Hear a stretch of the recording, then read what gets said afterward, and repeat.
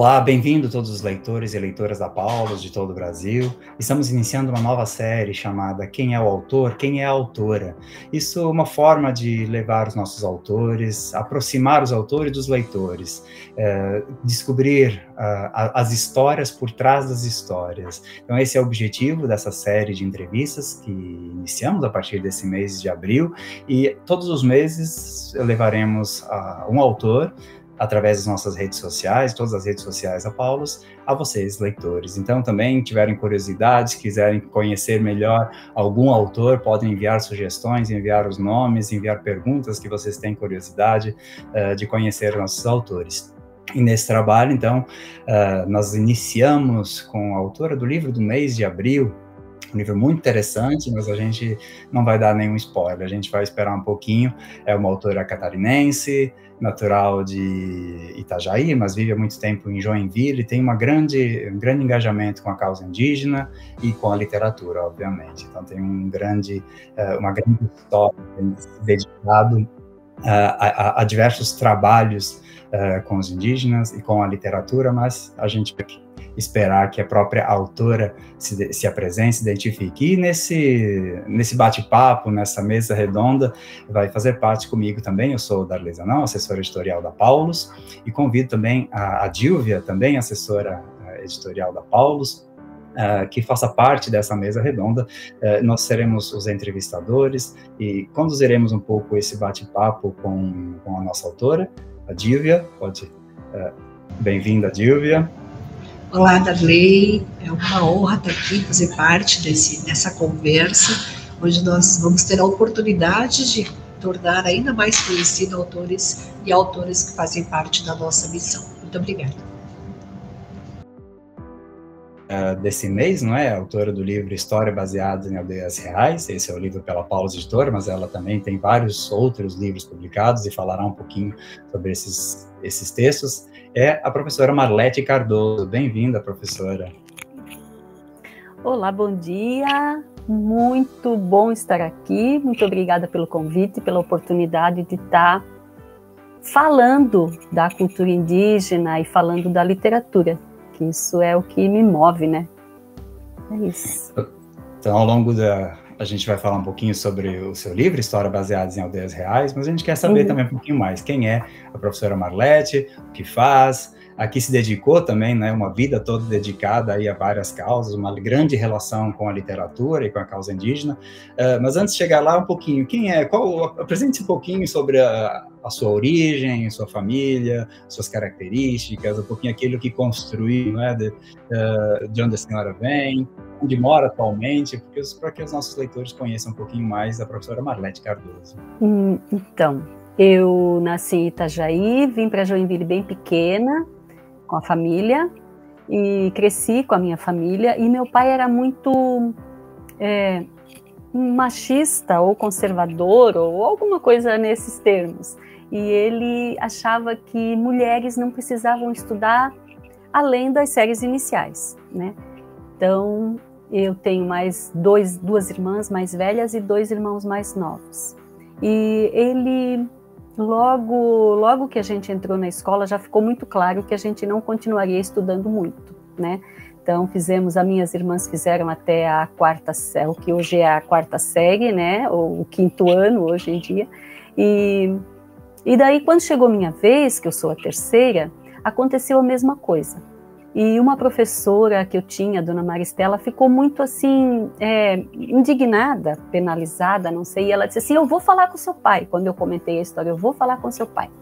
Aí, e eu bem sem graça, né, imagina a Marletinha, né, muito simples, muito humilde, né, e ela me pegou pela mão e me levou até na minha casa. Chegou lá, minha mãe estava de avental, estava naquela simplicidade, no quintal. E ela disse, eu quero falar com a senhora sobre a Marlete, que ela precisa continuar estudando. E a minha mãe disse, pois é, mandou a professora entrar, e eu já queria me enfiar embaixo de algum lugar, né, de uma cama, de uma mesa. E ela disse, mas é que ela precisa continuar estudando, ela é tão inteligente, tem letra bonita, não sei o quê. E daí a minha mãe disse, olha, não adianta, porque as irmãs dela já não estudaram, e ela não vai estudar, né, ela não vai continuar, a gente é pobre. E meu marido acha que que os meninos precisam estudar mais para manter a família, essas coisas. E daí foi isso que aconteceu durante bastante tempo.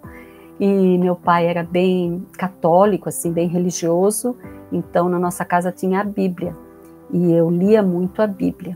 Então eu lia a Bíblia inteira mais de uma vez, porque era o que tinha para ler, sabe? Se aparecia assim alguma revista ou gibi, às vezes ele queimava, às vezes ele, sabe assim, então era uma coisa assim meio, né? Mas era o jeito dele. Hoje em dia eu entendo que tudo tem a sua razão de ser, né?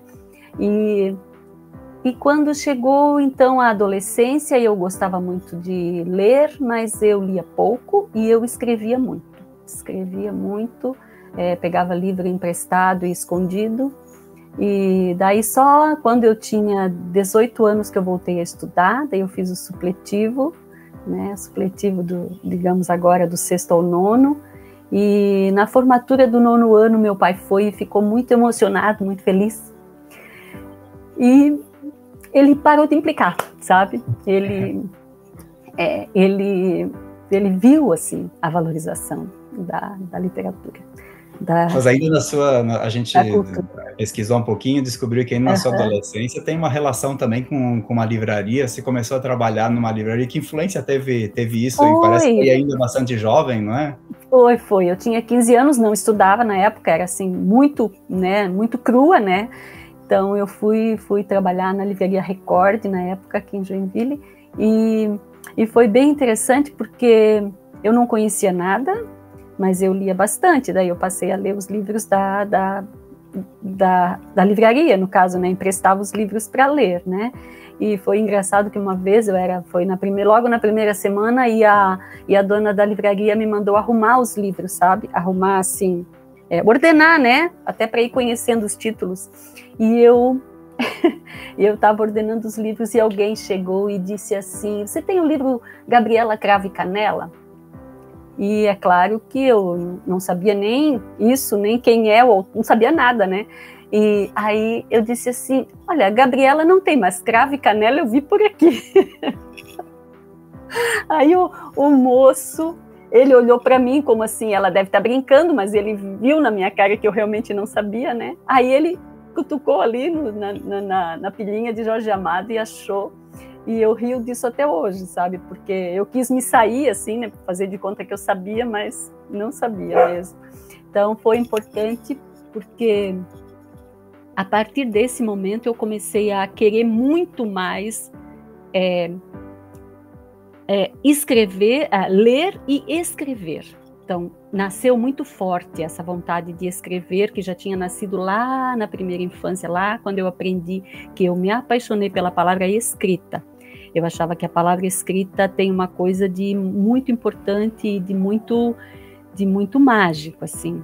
Então, durante muito tempo, eu desejei muito ser escritora, escrevi muito nas madrugadas, e esse desejo, depois eu fui estudar, né, continuei estudando, e eu julgava nos meus livros, os meus cadernos de plano de aula, eu achava que eram os meus livros, porque ali eu escrevia muito, falava dos alunos, tinha os relatórios, tinha as coisas, eram os meus livros, durante bastante tempo, assim, foi isso. E foi muito bom. O seu processo se dá um pouco ao inverso do que costumamos ver, né? Em geral, as pessoas gostam muito de ler e, como consequência disso, nasce desejos da escrita. Da sua escassez, né, do seu contexto de escassez, como você mesma relatou, e que, na verdade, é a realidade de tantas mulheres, né, da região sul do Brasil, e não apenas de outras regiões também, que se tinha esse conceito de que não havia uma necessidade do estudo, né, do aprofundamento, da continuação, porque não caberia a elas a subsistência da família. A gente sabe que isso inverteu completamente. Mas é interessante notar que o seu desejo da escrita, ele se antecipa, né? Você desejava escrever, e a leitura, ela vem como uma consequência disso. E mostra que também é um processo perfeitamente viável, considerando que você não tinha o acesso ao livro, né? Por todos os fatores que você mesmo colocou. É isso mesmo, eu nunca tinha pensado nisso, viu? Eu nunca tinha pensado nisso. Que bacana. E depois eu me formei como professora por opção.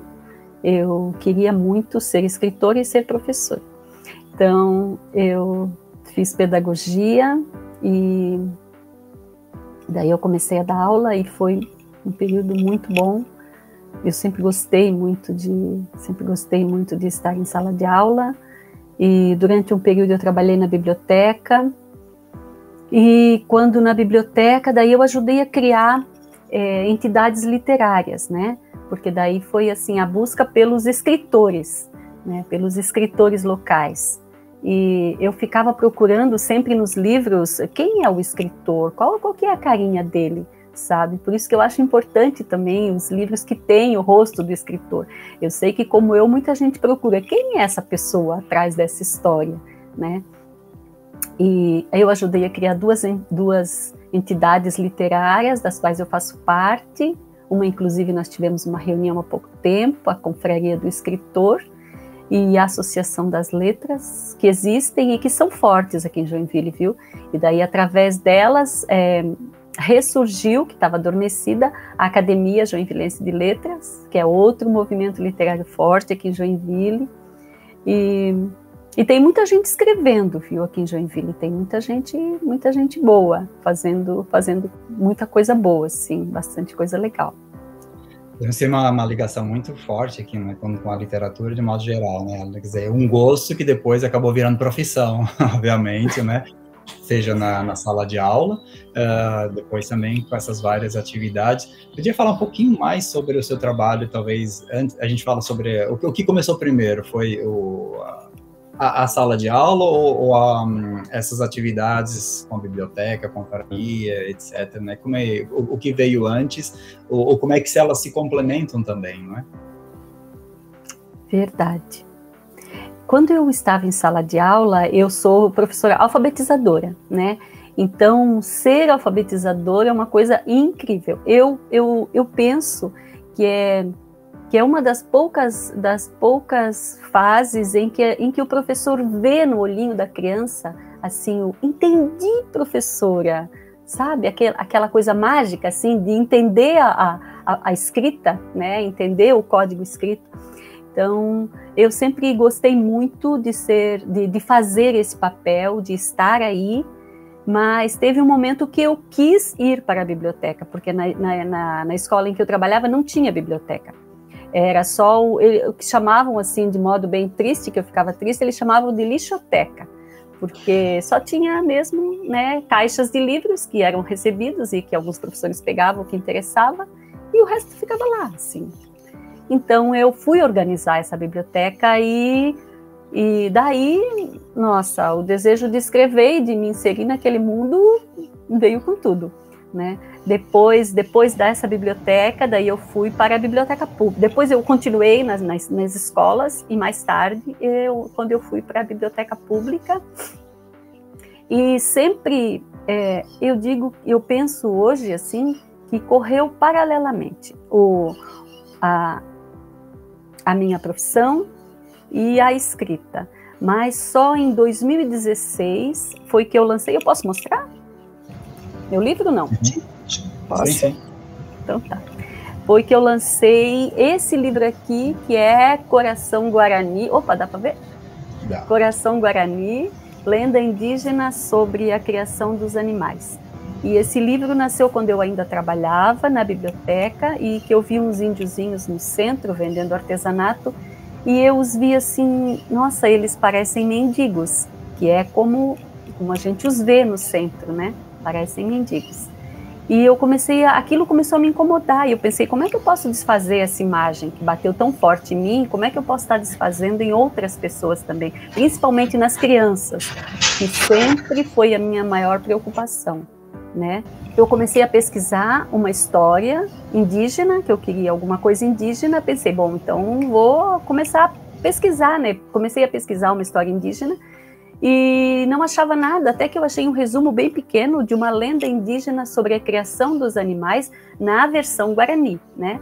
Então eu transformei isso nessa história, juntei o encontro que eu tive com as meninas índiazinhas no centro da cidade, com essa história, coloquei como se elas tivessem me contado essa lenda, mas isso ficou muito tempo na gaveta. Olha, eu pesquisei isso acho que foi em 2010, porque eu lembro que na época eu dei uma agendinha para a menina escrever o nome dela, né? Tá isso na história, inclusive. E só em 2016 o livro virou realidade. Isso às vésperas de eu parar de trabalhar, né? Então, em 2017 eu me aposentei e então continuei nesse caminho da literatura e, a partir de então, também com mais afinco na cultura indígena, visitando aldeias, pesquisando e lendo muito mais sobre a cultura indígena, que eu sempre li muito, né? Até para falar para os alunos, eu sempre me interessei muito, e eu via sempre o índio muito estereotipado nos livros, né? O índiozinho de peninha na cabeça, né? Vivendo naquela oca, e era pouco mais do que isso que se sabia, o que fazia com que a gente nem reconhecesse o indígena no centro, né? A gente olha eles como mendigos, né? Infelizmente. Não, eu ia só fazer um comentário com você, porque é interessante que o seu trabalho com relação à questão da cultura indígena, e aí um foco da literatura, nós estamos falando de um estado de Santa Catarina, e talvez seja o menor estado do Brasil, aliás, o estado do Brasil que tenha menos etnias indígenas. A gente tem um histórico de 3 etnias, né, fortes aí, que são os caigangues, os chocangues e os guaranis, que são aqueles com os quais você vai desenvolver um trabalho. Até porque Santa Catarina é um estado que a gente tem o registro de quase na sua totalidade ser colonizado por povos europeus, embora a gente tivesse aí já a presença das etnias. Como que você enxerga, né, você começou a dizer para a gente de onde nasceu o teu desejo de se envolver com essa causa, porque você poderia simplesmente ter se dedicado à literatura discutindo sobre qualquer outro tema que te sensibilizasse, mas você se deparou com isso e assumiu, né, como um estilo teu de escrever. Como que você entende que por meio da escrita de um tema tão sensível e ao mesmo tempo uma pauta tão urgente, como é que você entende a tua contribuição para essa causa que não é nova, né, que é desde sempre e que precisa com urgência ser tratada? Olha, a minha contribuição com esse livro, eu tenho visitado escolas e eu tenho comentado, eu tenho falado, eu tenho levado as coisas que eu encontro, que eu descubro, nas quais eu acredito, para as escolas, sabe? Então, ler muito, escrever, torna a cabeça da gente diferente, né? Então, torna as coisas diferentes, né? Então, a gente acaba vendo eles, os guaranis, essa semana, inclusive, a gente vai visitar os Caigangue de Mafra, que é uma outra cidade aqui de Santa Catarina, que tem uma questão grande com os Caigangue, e é interessante porque cada aldeia representa um mundo diferente, sabe? Então, a primeira vez, se você nunca entrou numa aldeia, a primeira vez que você entra, você vai ficar assim, acho que chocado num primeiro momento, sabe? Porque é diferente do que a gente imagina, do que nos foi colocado, né? Então, com a literatura, eu pretendo o quê? Aproximar, esse é meu desejo, né? Aproximar ainda mais os juruás, que somos nós, na linguagem guarani, nós todos os que não são indígenas, que antigamente a chamava, são os brancos, mas como nós não somos brancos, e tem muita gente que nem é branco, né, que nem é da nossa cor, então eles nos chamam a todos de juruás. Então, como nós, juruás, conhecemos muito pouco sobre isso e temos ideias muito pré-concebidas, eu vejo o meu trabalho na literatura, o meu trabalho na pastoral indigenista, como uma forma de estar trazendo essa informação para os juruás, para nós, né? Para que a gente se transforme num ser mais consciente, mais conhecedor mesmo. Mais conhecedor, a gente aprende a respeitar mais o que conhece, né? Então, a respeitar, a amar, né? Porque o amor, eu acho que eu estava pensando no amor como esse sentimento que é tão falado e que é tão pouco compreendido. Se Jesus disse ame, quer dizer, o amor pode ser uma coisa de vontade da gente também. Não é só alguma coisa que vem assim, né? Não é só uma inspiração do amor, não é só aquilo que brota do teu coração. O amor pode ser também uma ação da vontade da gente. Então, eu quero amar tal coisa, eu quero amar tal pessoa, tal situação, né? Não sei se eu estou certa, né? Estou falando para a gente que entende mais disso do que eu. Não, tá perfeito. E eu gostaria ainda de, dentro dessa perspectiva, você dizia que você gostaria de ser essa contribuição das escolas, não necessariamente nas escolas onde já se pratica a educação indígena lá nas comunidades indígenas, mas nas escolas do dia a dia, né, onde nós todos estamos. Por quê? Por muito tempo se discutiu essas questões e se tratou essas questões meramente como aspecto folclórico, né? Das curiosidades, a própria data, o Dia do Índio, é algo que a gente mudou e a preocupação não é mais se homenagear aquela entidade, aquele ser, mas toda uma trajetória, toda uma história de lutas, né, e de conquistas também, mas principalmente de busca da preservação dessa história que é parte de todos nós. Então, me parece que a tua preocupação, a tua discussão, ela é um desafio porque você não está falando das histórias das comunidades indígenas para os indígenas, você quer falar para os juruás, né? E isso falar mesmo. E mostrar a importância dessa valorização e dessa história.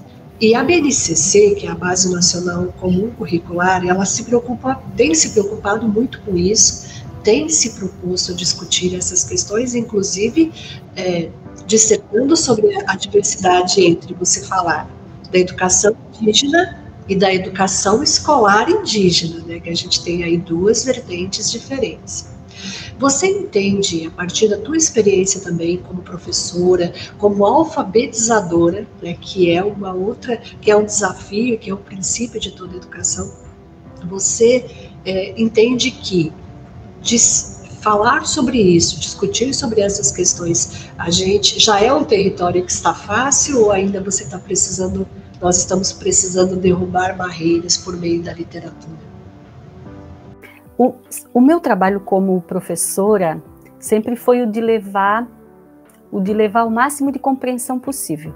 E a BNCC, ela busca muito isso também, né? Ela está sempre focando no que é melhor para desenvolver as habilidades, né, as competências dos alunos, que agora eu não sei todas, mas eu tenho plena convicção de que esse livro que nós fizemos, o História Baseada em Aldeias Reais, tem muitas possibilidades, oferece muitas oportunidades para serem exploradas, e nisso eu confio plenamente no potencial do professor, porque olha, o professor é uma criatura muito criativa, muito especial.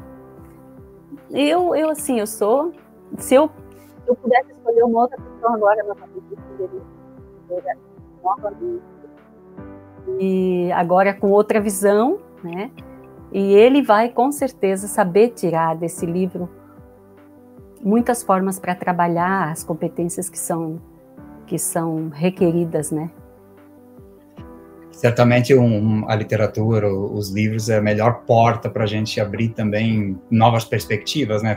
Forma de fazer ver outros mundos, de transportar da realidade onde as crianças vivem, para conhecer. Às vezes nem é má vontade, às vezes é porque não tem mesmo esse contato, né? Isso é a riqueza também do livro, da literatura. Desses vários anos, então, trabalhando a questão indígena nas escolas ou com os vários grupos, tem alguma experiência que marcou algo assim que foi bastante significativo de transformação da mentalidade das crianças nessa forma de ver o diferente ou de unidade mesmo, né, das crianças, os juruás, sentirem que na verdade não são únicos, que existem outras formas, outras culturas, outros ambientes? Tem algo que foi assim, mais marcante? Uhum. Eu tenho agora, eu fiz o lançamento de um outro livro, que é Filhos do Caminho, que eu lancei agora no final do ano passado, e quando eu estava fazendo lá os autógrafos na Feira do Livro, eu tinha um moço na fila que eu não reconheci, e ele ficou bem quietinho lá na fila, assim, e a fila, modéstia à parte, estava meio longa, assim, meio lenta, sabe, que todo mundo queria conversar, tirar foto, aquelas coisas que a gente sabe, e ele ficou bem quietinho, e depois ele veio para mim, me abraçou, não me reconhece, professora, eu fui seu aluno e eu estou agora eu sou professor por causa do seu exemplo, sabe? Então, e ele lembrava, inclusive, de uma vez que a gente fez, ele comentou comigo, comentou sobre meu livro indígena, eu falei que eu estava em vias de publicar outro, e ele comentou que ele lembrava de uma vez em que a gente fez trabalho indígena na sala, e que ele gostou muito. Então, e todas as vezes, todas as coisas que a gente fez que tocaram muito ele. E agora ele é professor também. Como esse, tem outras, né? Tem outras situações, né? De pessoas que, olha, virou professor por causa da forma como eram conduzidas as aulas, das coisas que eu aprendi, né? Então, isso não tem preço, sabe? Isso é uma coisa assim muito essa experiência já vale a pena os anos investidos, né? Isso é muito especial, e a é muito especial também, isso. A conscientização, né? Uhum, outro aspecto também que acho a professora Marlete está bastante envolvida e que é pouco conhecido, até dentro da igreja, a questão da pastoral indígena, né? Pastoral. É uma dimensão da igreja importante, fundamental, e no contexto atual também, né, que a gente, quase toda a população acompanha mais pelas notícias, conflitos, dificuldades, a própria Santa Catarina também, as próprias aldeias tiveram problemas de inundações, não é? A gente em geral fala das cidades, mas as aldeias também tiveram esse problema, e é algo que não aparece muito, nem vira muito notícia, né? Só quando é algo extremamente exagerado ou quando tem um conflito muito sangrento, né? E a gente ouve falar sobre algumas populações indígenas, e a Dívida comentava até mesmo a questão do dia, né?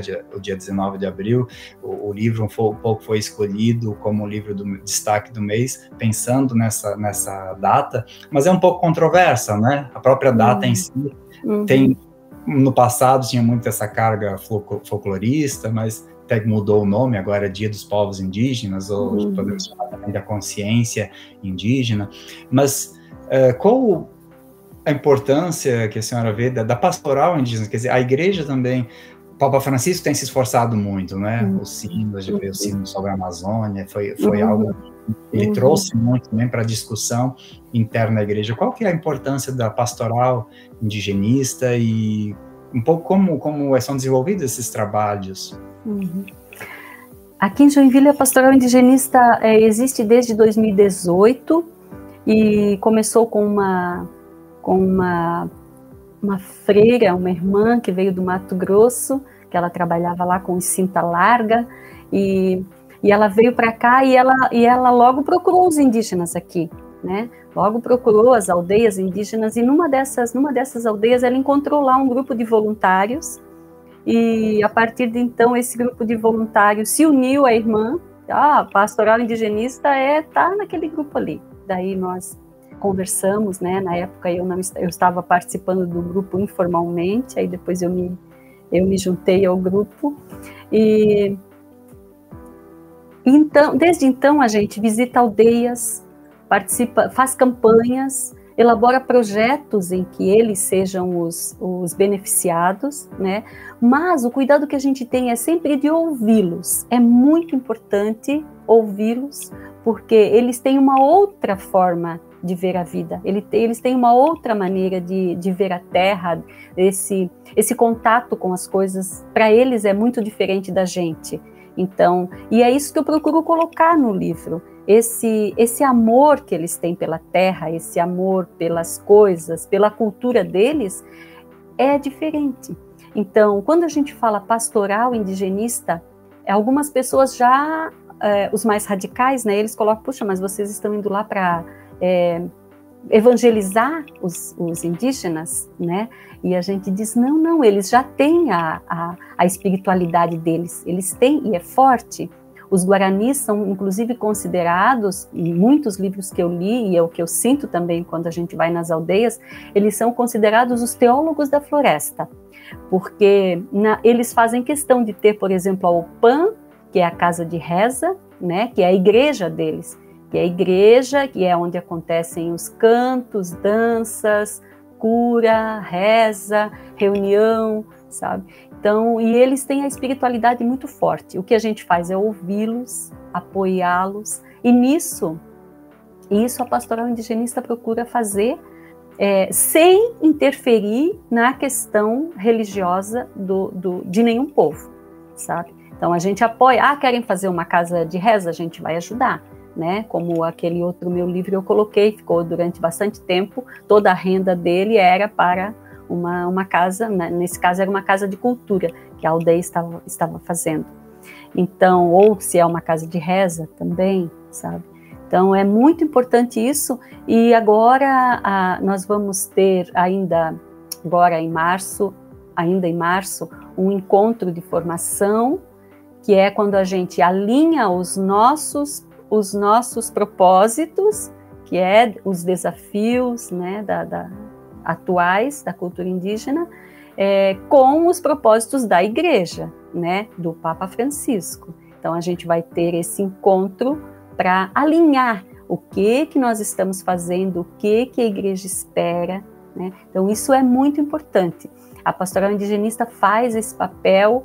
Nós somos um grupo eu acho que é um grupo bem pequeno para uma diocese tão grande, são cerca de 8 pessoas, então a gente precisa, e tem muitos apoiadores, né? Então esse é o grupo fixo, mas tem muitos apoiadores, professores, aí encontros que a gente faz em outros lugares, então tudo isso é muito importante. E quem achar assim que não é importante fazer parte de uma pastoral, seja indigenista, seja da saúde, seja da pessoa idosa, gente, aprende-se tanto nesses trabalhos voluntários. Aprende-se tanto, cresce tanto, porque o envolvimento com outras pessoas, com outros grupos diferentes da gente, faz a gente melhor também, né? Faz a gente mais paciente. Vocês são mais entendidos disso, né? Mas eu aconselho as pessoas que têm uma afinidade, mas é preciso ter afinidade com aquele grupo. Então, tem gente que gosta de visitar pessoas idosas, vai fazer parte da pastoral da pessoa idosa, né? Vai fazer, eu gosto de criança, vai, tem tantas outras, a pastoral carcerária, né? Então, o movimento é tão grande e tão bonito, e as pessoas preferem, muitas, né, ficar na televisão ou ficar, né, curtindo as doenças, né, que tem o seu ganho, infelizmente, e não vão participar de grupos que só trariam crescimento, evolução. É isso que eu penso. De fato, teríamos muitas opções aí para pastorais, envolvimento com a igreja, mas é bom trazer isso, porque a pastoral indigenista é pouco conhecida, de fato. Normalmente fica muito nas sombras e tem uma atualidade enorme, né, sobretudo nos sínodos, porque é um trabalho que a igreja é chamada a fazer. Não, de fato, é importante salientar também que não é proselitismo, não vai se evangelizar, é um diálogo, estabelecer um encontro de cultura, encontros de festa, encontros de tradições, e aí, daquele pouco também que a gente conhece, acho que temos muito a aprender, né, das culturas indígenas, o valor da família, né, no próprio livro já começa a expressar um pouquinho, né, o tio rio, né, quer dizer, a natureza é parte da família, as árvores, os animais, os rios, é parte da família, então é outra visão que pode contribuir muito com o nosso construir igreja. A gente fala da igreja como uma comunidade, como comunhão, e nisso os povos indígenas podem contribuir muito numa forma diferente de ver e de ser igreja, né? Então esse diálogo é muito importante. Que bom salientar. De fato, a gente só cresce nesse confronto, né? No confronto com o diferente, com o outro, conhecendo novas realidades, importante salientar isso. Antes de entrar no livro propriamente dito, só uma questão ainda sobre essa questão do dia dos povos indígenas. Como você vê essa questão? Essa é uma celebração? Os próprios povos indígenas são envolvidos ou é algo meio folclórico? Como você vê isso a partir dessa comunhão, essa união que tem com os povos indígenas realmente? Os guaranis, eles sobreviveram porque eles se adaptaram. Né? Eles se adaptaram muito, eles foram se adaptando, eles foram, né, acompanhando, né, sem perder a língua deles, sem perder a cultura, mas eles foram acompanhando o progresso de modo geral. Outras etnias acabaram desaparecendo, né? Então, os guaranis que a gente vê aqui, bastante ainda. Então, com base nisso, eles aproveitam também esse mês da consciência indígena. E é claro que eles não concordam com o dia do índio, o dia da criança com a peninha na cabeça e fazendo, né, aquele gesto e aquela dancinha boba, que não é aquilo, mas eles aproveitam também no sentido de que daí eles também se mostram. Então é a oportunidade deles de se mostrarem e de falarem um pouco da cultura deles, do jeito deles de viver, de pedir respeito ao jeito deles. Então ainda pelo menos para esse povo, nos quais a gente conhece mais, é importante sim. Esse mês da consciência indígena, não propriamente o dia do índio, mas a semana, então eles fazem rituais também, eles aproveitam também, eles participam do que a gente convidar e do que eles puderem, eles participam, sabe? Então é importante sim. E é interessante o que você comentou, da mudança, na verdade, dessa comemoração, dessa celebração, porque a gente está falando, segundo os dados do IBGE e do último censo, a gente tem aqui no Brasil uma média de 305 etnias, né? Então nós não temos um povo indígena, a gente tem 305 etnias e a gente tem aí uma média de 274 idiomas ou línguas mãe. Então, a gente tem cada povo desses aí com o seu jeito muito próprio de professar sua fé, de se alimentar, de celebrar suas festas, né, de comemorar de fazer as suas celebrações de vida e de morte. Então, não tem como você dizer o dia do índio, né, e dizer o dia dos povos indígenas, você acaba dizendo, olha, existem muitos jeitos de ser, muitos jeitos que precisam ser respeitados, e esse chamou muita atenção na sua fala anterior, o ouvir, né?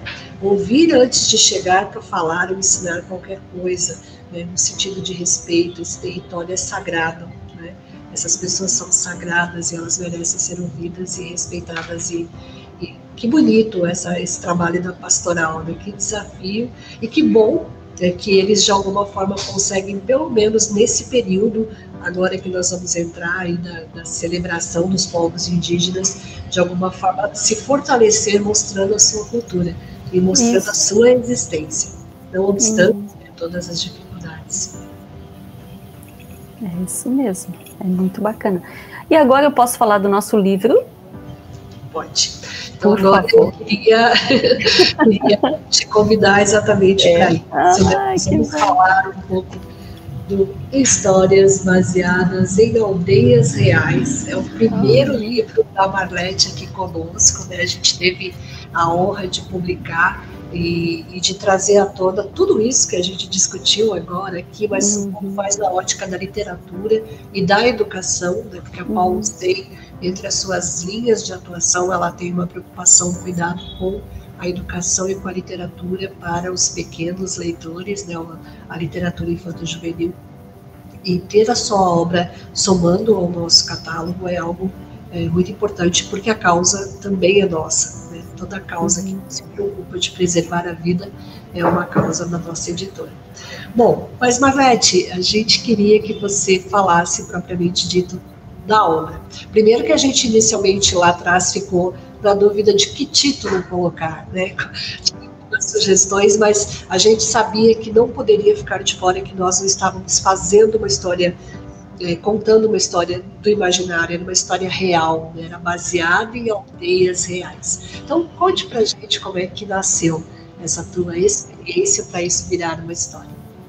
Pois olha, menina, em linhas gerais, eu quero dizer que, primeiro que eu estou muito feliz com o resultado, eu achei lindo, o trabalho da Vanessa ficou maravilhoso, as ilustrações, né? O livro ficou todo lindo, eu amei a diagramação que vocês fizeram, então de parabéns. E os leitores aqui, que já leram, que me deram um retorno, disseram que está muito bonito e que está muito verdadeiro, isso que eu acho bacana nos retornos. Quando eu era menina, quando eu aprendi que o verde não é cor primária, eu também achei muito estranho. Eu pensei, como assim? Tem tanto verde, como que o verde não é cor primária, né? Então, eu sempre fiquei encucada com isso, eu nunca concordei com isso. Então, e essa é um dos questionamentos do menino Lucas Caraí, né? Esse menino Lucas Caraí foi inspirado num menino que eu conheci numa aldeia, na aldeia Tarumã. Ele era bem pequeno e ele dizia que ele queria aprender a ler logo, ele não sabia ler, ele queria aprender a ler para ele ser cacique do povo dele, para cuidar do povo dele. Ele era bem pequeno e eu fiquei assim bem impactada com a fala dele. Ele era bem pequenininho ainda e começou a nascer misturado com esse menino, Lucas Caraí, com o menino começou a nascer a partir dessa fala do menino, o Lucas Caraí, que é o que está aqui nesse livro.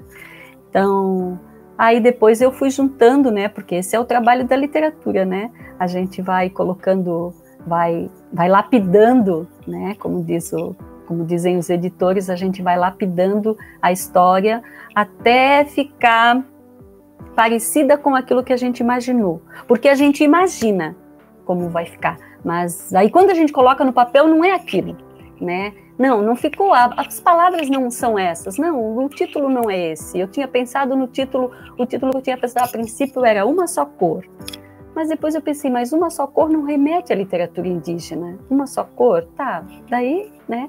Mas são as ideias que vão surgindo e a gente vai colocando lá. E eu fui baseando, todas as coisas que estão aqui são baseadas mesmo em coisas que eu observei nas aldeias.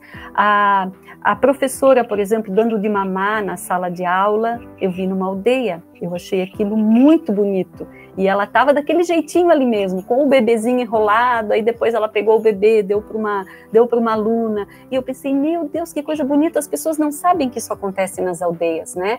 O menino albino, né, que é o menino que está aqui, o menino bem branquinho, alemãozinho, ele parece um alemãozinho, mas o que esse alemãozinho está fazendo aqui no meio dos índios, né? As pessoas olham, né?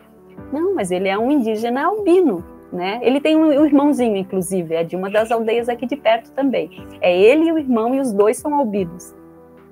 Então, foram todas situações que eu fui observando nas aldeias aqui, não numa só, justamente por isso em aldeias reais, porque não foi só em uma aldeia, né?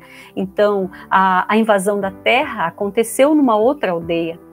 Aconteceu mesmo, a gente ficou sabendo, foi mais ou menos desse jeito, né?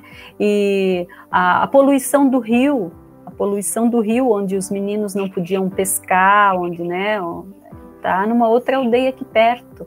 Então, são todas situações que eu trouxe das aldeias para os juruás e que os professores vão saber aproveitar.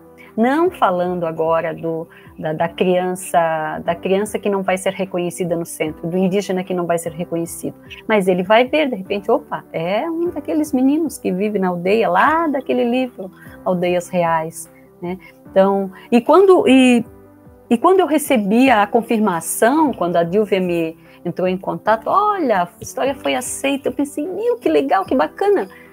Mas eu fiquei em dúvida se eu dava a história, sabe? Tamanho interessante isso, tamanho apego. Aí eu entrei em contato com uma que é freira, que mora em Roma, que talvez até talvez não, com certeza o Darley conhece, que é a Mary Elizabeth, que está em Roma, e eu entrei em contato com ela e comentei. Aí diz ela, mas mãe, que ela me chama de mãe, né? Ela é minha filha do coração. Mas mãe, que tá em dúvida por quê? Disse, ai, não sei, eu tô em dúvida, eu não sei se eu vou querer publicar com a Paulus. E ela disse assim, então pensa, né? Vai pensando aí, mas eu acho que é uma coisa boa, olha que... E é assim, mas é até pelo apego que a gente fica na história, sabe? Então, quando nasceu, quando eu recebi o livro, ai meu Deus, o que eu ia fazer? Então, eu agradeço muito e os professores vão saber aproveitar, sim, e eu espero que ele cresça muito, esse livro. Eu tenho boas expectativas. Eu leio muito história indígena, sabe? Eu leio muito, eu gosto muito. Eu tenho, inclusive, o Terra Sem Males, da Paulus, né? Que é um livro muito lindo. E eu leio muito e eu acho que esse livro não fica a dever nada para os outros. Não, com certeza. E o livro infantil, né, a gente sabe, quem nos acompanha também sabe disso, ele conta com a narrativa do texto, que foi todo o teu trabalho de pesquisa, né, de visitar esse contexto para que virasse história, mas também tem a narrativa da ilustração, que faz com que esse livro ganhe mais peso ainda, né, e que dialogue talvez com as crianças que ainda estão em processo de alfabetização. Isso é a coisa mágica da ilustração, ela decodifica aquela história e permite múltiplas interpretações. Mas, nesse livro, a gente teve uma coisa que, assim, eu acho que foi um ganho para nós, que foi a indicação da Vanessa Cardoso pela própria Marlete. Marlete sugeriu que nós procurássemos o trabalho da Vanessa para que a gente verificasse a possibilidade de contar com ela, né, por conta de alguma parceria que você já havia estabelecido. E a Vanessa foi muito disponível. Eu acho que nesse livro tem a riqueza das duas narrativas, mas por quê? Eu ia explicar isso. Porque a Vanessa, ela é descendente de povos indígenas. Então, ela vai dizer isso, que todo o processo de construção da ilustração dela tem a ver com o próprio processo de descoberta e de construção de uma descendente indígena que ela é. Então, ela não está imaginando, ela não está idealizando o que seriam as cores, o que seriam os elementos para uma ilustração aproximada desse cenário. É o cenário que ela, de alguma forma, revisita, né? Então, olha que bacana isso. E ela foi muito gentil, ela criou as cores que a gente vai ter na capa, as letras foram todas criadas por ela a partir da mistura, né, de sementes e de cores e de temperos, né, de genipapo, ela mesma fala isso. Então, como é que aconteceu essa tua aproximação com a Vanessa, Marlete?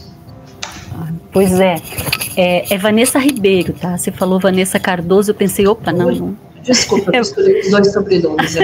Os dois sobrenomes, é Vanessa Ribeiro. Nós já havíamos conversado, porque ela mora no Rio, então a gente fez uma conversa online, e através da outra editora que iria publicar esse livro, mas aí eu não consegui com a outra, por isso que eu enviei para vocês. Então, a outra editora, ela tinha me indicado essa autora, então eu conversei com ela, gostei muito. E quando você falou, olha, vai ser o escritor, vai ser um outro ilustrador, né, que você havia sugerido, eu disse, que bom, né, vai ficar legal, mas olha, tem essa pessoa, né, que iria ilustrar, que talvez você goste, né, comentei com você. E deixei para o universo, né, pensei, seja o que Deus quiser. E deu certo. Ela também tá muito feliz com o resultado, viu? Eu conversei com ela há pouco tempo. E ela também ficou muito satisfeita com o resultado, porque ela disse assim, a gente ilustra, mas a diagramação é muito importante, né? A forma como essas ilustrações vão ser colocadas. E eu achei muito bonito também ela ter aceito a proposta da professora Juruá, né, que é uma pessoa negra, do sobrinho, mulatinho. Então, tem toda uma mistura, sem falar isso, tem uma mistura das raças, né, que nós somos, o que o brasileiro é essa mistura de raças. Então, essa parceria com Vanessa e com Paulus foi muito produtiva, muito abençoada, eu acho.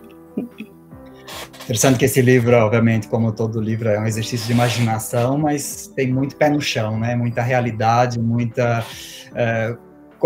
concretude, né? Então, as aldeias reais, pessoas reais, histórias reais, a gente poderia até dizer histórias baseadas, né? Porque dentro da história tem várias outras histórias, como agora a gente pode ver, até de aldeias diferentes, né? Isso é interessante. E estou pensando aqui, por exemplo, nos temas, né? Que tem uma variedade enorme de temas que pode ser trabalhado nas escolas, mas também pode ser trabalhado em casa, os pais, nessa conscientização, né? Tem a transformação do menino Rafael, né, de visão, nós temos conscientização, a cooperação necessária entre as culturas, entre os povos, o cuidado, o amor, as vivências. Então, tem uma infinidade de temas, né, que podem ser também trabalhados. Quando você pensou na história, qual que era o coração, digamos, o tema central que daria um pouco abriria esse leque de outras temáticas ligadas às várias histórias, né? Qual que era digamos, aquele coração da história? O que me inspirou, o pontapé inicial para mim, e que depois se transformou mesmo, foi essa liderança do menino, né? Que ele consegue liderar de uma forma muito suave, e ele consegue receber o respeito de todos, né? Que a gente percebe, né? Como até mesmo a cacica, né, respeita ele, ela vê essa coisa natural da criança, né? De liderança. Então, é isso, de modo geral, assim.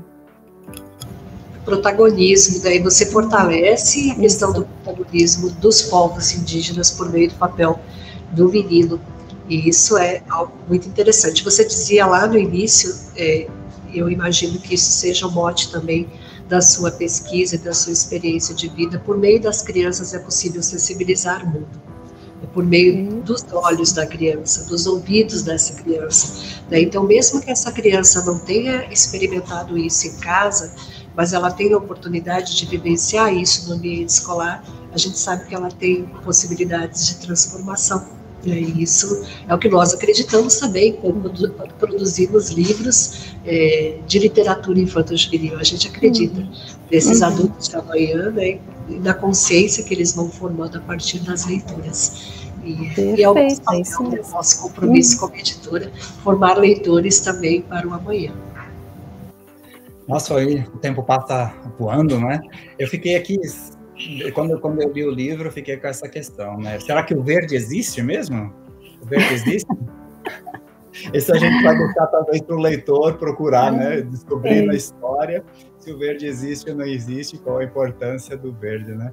Então, muito obrigado, Marlete, por esse tempo, por essa conversa, bate-papo muito agradável, por a possibilidade de conhecermos um pouquinho melhor da pessoa que está por trás, obviamente, desse livro, da história, não é? E esperamos também, esse é o primeiro livro com a Paulus, é o livro de destaque do mês de abril, história baseada em aldeias reais, mas esperamos também, certamente, que tenham aí novos livros, novas produções aí, uma parceria com a Paulus Editora possa trazer também novidades.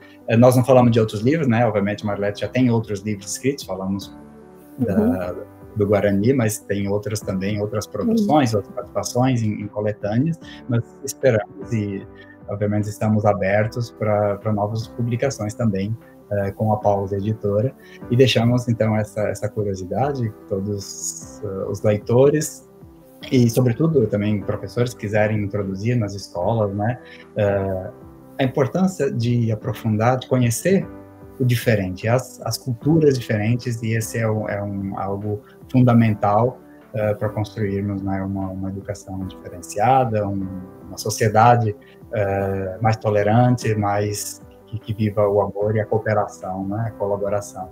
Muito obrigado pela presença. Diva também, se fazer o fechamento, e depois nós vamos então pedir para que a professora Marlete no final deixe uma mensagem para os leitores da Paulus.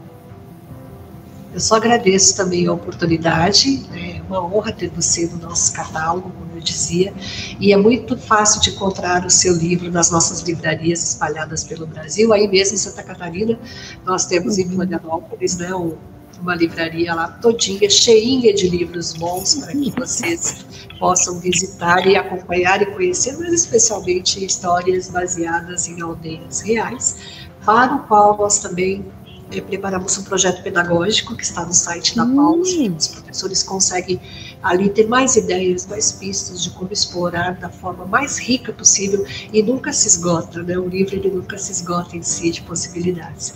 Muito obrigada por você ter tido a coragem de aceitar enviar o seu original para nós e depois de publicar e pela parceria que você e a Vanessa fizeram para o resultado tão lindo que foi esse livro.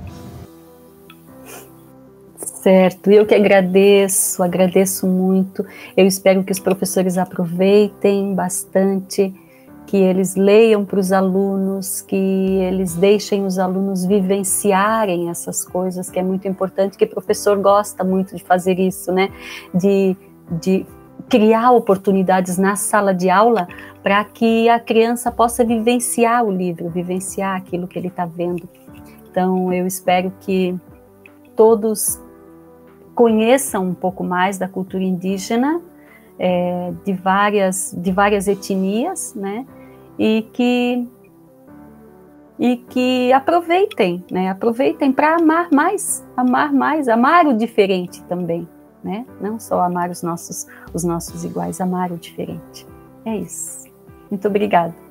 Muito obrigado, Diva. Obrigado, Marlete. Obrigado a você, caro leitor da Paulus, que nos acompanhou até aqui. Então, no próximo mês traremos um novo autor, uma nova autora, para conhecer melhor. Se tiverem sugestões, podem enviar também nos comentários, seja de autores que querem conhecer melhor, ou perguntas aos nossos autores e autoras. E essa série de entrevistas, quem é o autor, quem é a autora, seguirá então no próximo mês.